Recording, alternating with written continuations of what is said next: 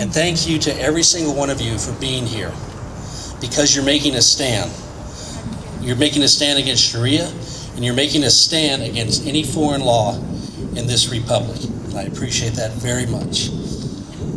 Now, first off, I'll go ahead and explain the shirt.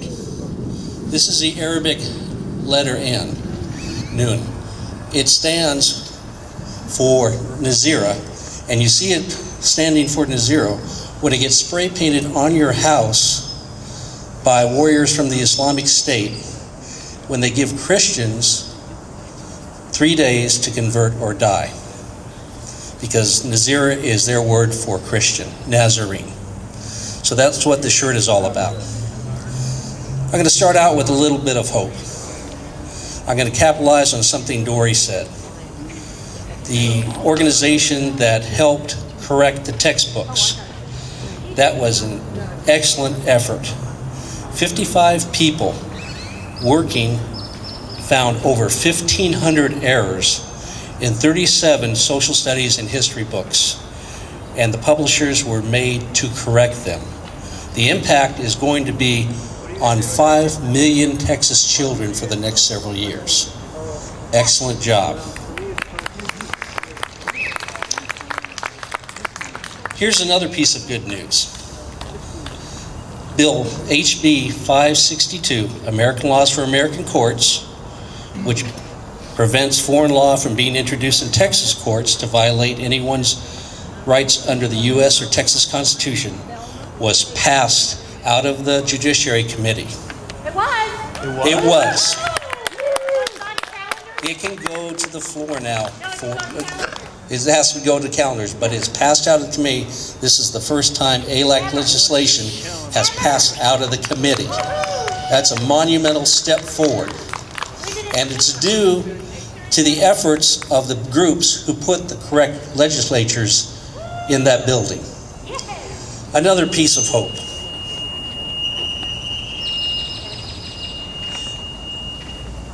Okay, another piece of hope. We are getting blocked out from the mainstream media when we talk about our points of view. However, if you go to certain blog talk shows or Hebrew Nations Radio online, through the internet, we are getting the message out to people on different shows. That's encouraging.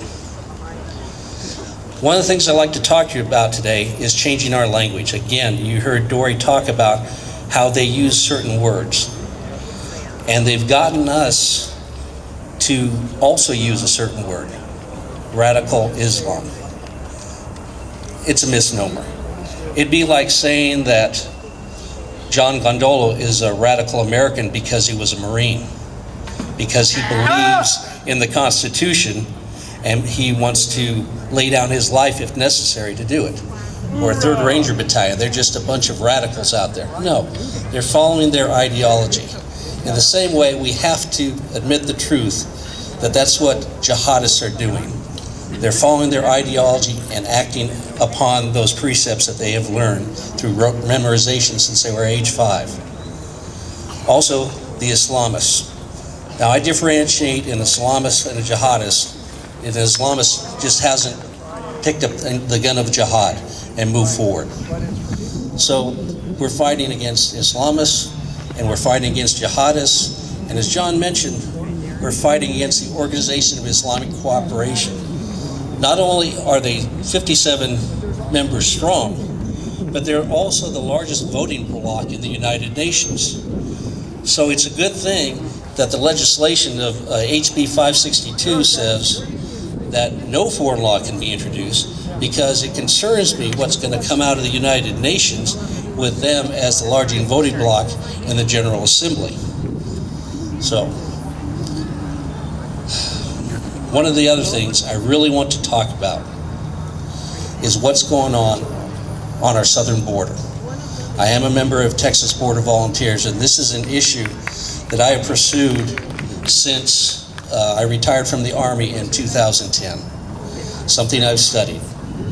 And it concerns me greatly. The biggest slap in the face I got when I retired is when I came back home and realized that our border had not been secured since 9/11. I couldn't believe it. So started studying the numbers until they stopped putting out the numbers. So it's an issue that we'll get into tomorrow about illegal immigration in general and the cartels and what they're doing. But today, we're going to talk about what the Islamists and the jihadists are doing. Now, Department of Homeland Security has put out a number for last fiscal year that they say 157,000 plus illegal aliens made it through our border without getting apprehended. The Border Patrol, however, has a different number. They say that 6 to 7 of these, out of every 10 of the illegal aliens are not apprehended. And last year, the Border Patrol apprehended over 462,000 individuals. So if you go with the Border Patrol's numbers, over 900,000 illegal aliens made it into the U.S. But let's be generous and say that the Department of Homeland Security numbers, that they're accurate. 157,000. If only 1% were jihadists, then that would equal the combat elements of an infantry brigade. Over 1,500 people, 3 battalions. Now that's not counting the cartels, and that's not counting the gangs that are working for the cartels in the U.S. and specifically in the state of Texas, where it's been reported that there are over 100,000 gang members. So that is over just one year. That's an item to be very, very concerned about. Now these groups that are controlling the Mexico border, the cartels, they're working with Islamist organizations.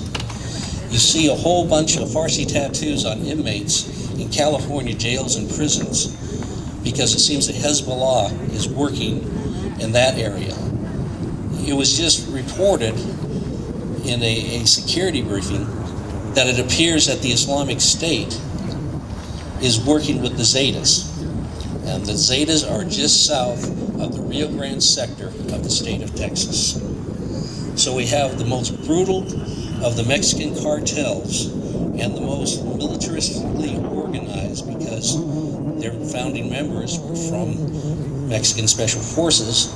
We have them working with the most ardent Islamic warriors coming across our border. Now, there are many reports about different groups crossing the border. The 300 members of Al-Shabaab that the FBI admits slipped into the U.S. I've even seen videos from ranchers in Arizona that show African individuals in combat fatigues in convoy coming across the border. But some of the things that have actually made it into Texas. Well, first off, someone mentioned about 135 nations have come through. Well, people from 75 different countries have been apprehended in Brooks County, Texas. Brooks County, Texas is 70 miles inside Texas from the southern border. And they say that 65 to 70% of all those people that are apprehended are other than Mexican. Again, we get down, even if only a slight percentage of those people are Islamic jihadists, then we have a big issue we need to address. And we need to look for that legislature in there to address it for us.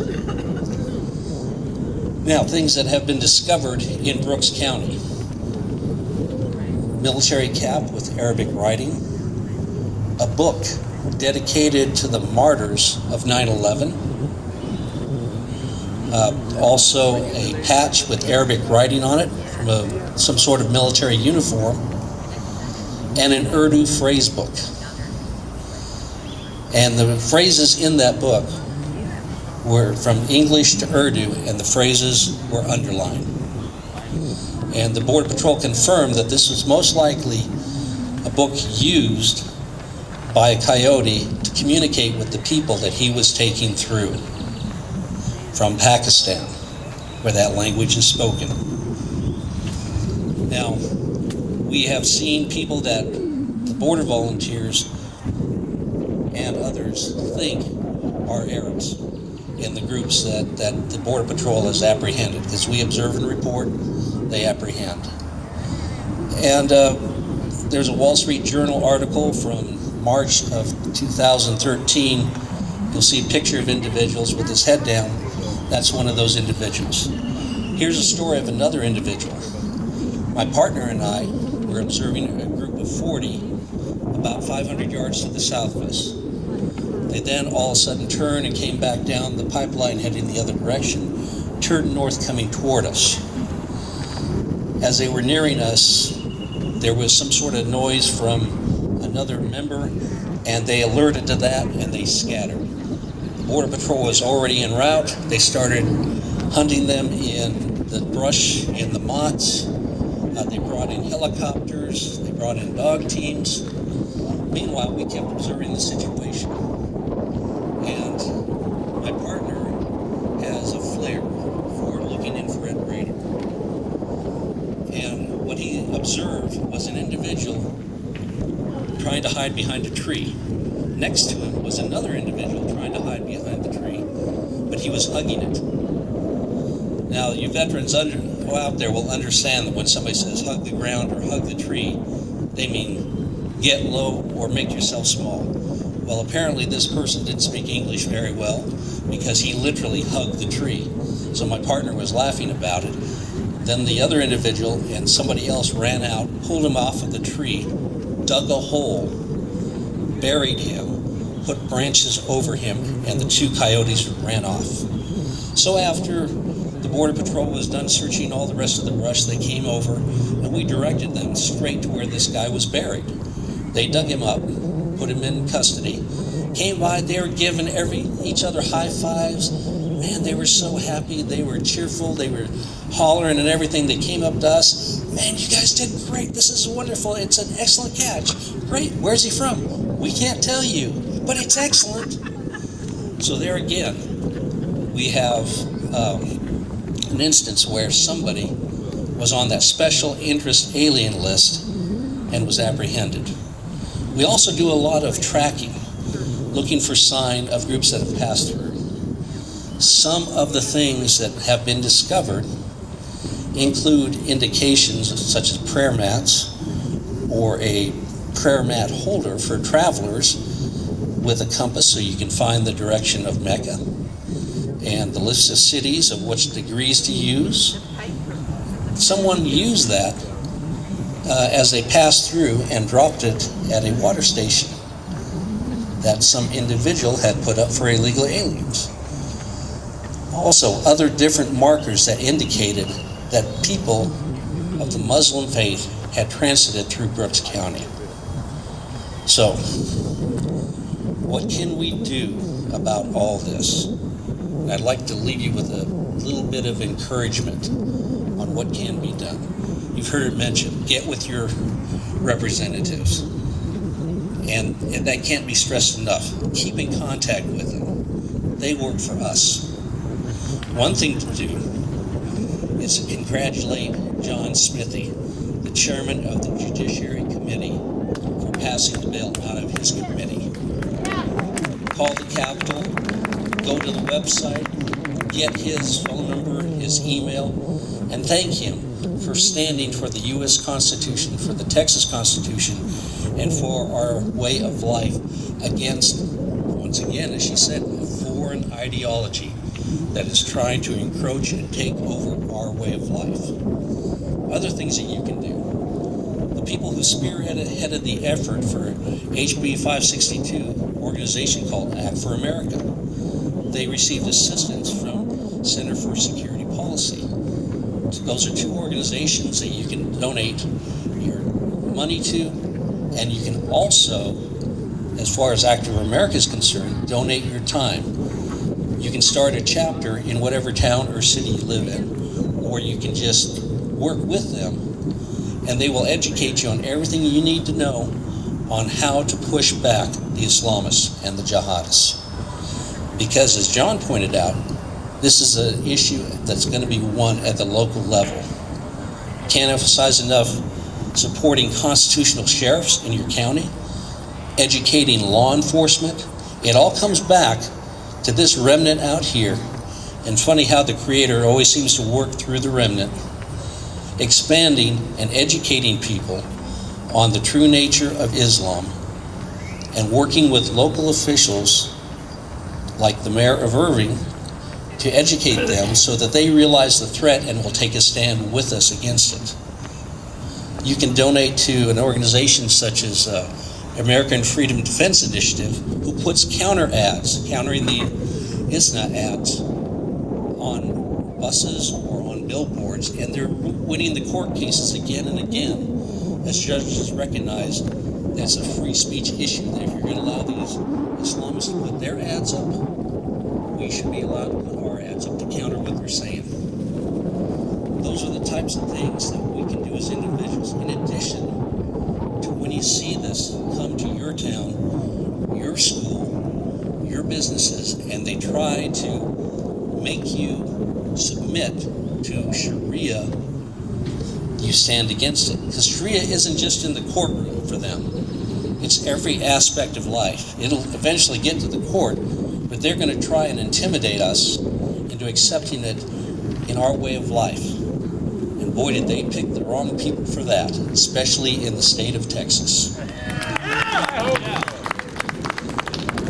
So, my message is a little bit short, but that's okay, because that's what needed to be said. And I appreciate, again, being allowed to speak here.